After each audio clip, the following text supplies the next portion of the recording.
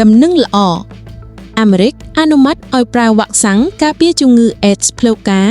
តម្លៃចាក់ក្នុងម្ដងជាង$10,000ហើយមួយឆ្នាំចាក់2ដងរដ្ឋបាលចំណីអាហារនិងឱសថប្រចាំសហរដ្ឋអាមេរិក FDA បានសម្រេចអនុម័តដាក់ឲ្យប្រើវ៉ាក់សាំង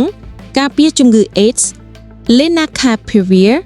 ដែលជាប្រភេទថ្នាំចាក់2ដងក្នុងមួយឆ្នាំថ្នាំ Yeztugo ឬ Lenacapavir របស់ក្រុមហ៊ុន Gilead Sciences ត្រូវបានអនុម័តដាក់ឲ្យប្រើប្រាស់ហើយកាលពីថ្ងៃទី18ខែមិថុនាឆ្នាំ2025កន្លងទៅក្រោយលទ្ធផលទិន្នន័យ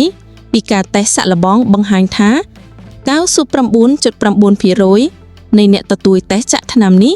គឺនៅរក្សាលទ្ធផលរោគ HIV អវិជ្ជមានគួរបញ្ជាក់ថាថ្នាំវ៉ាក់សាំងនេះដែរនឹងដាក់លក់នៅសហរដ្ឋអាមេរិកក្នុងតម្លៃ$28218ក្នុងមួយឆ្នាំពលគឺក្នុងមួយឆ្នាំតម្រូវឲ្យចាក់2ដងដោយចាក់ក្នុងម្ដងតម្លៃ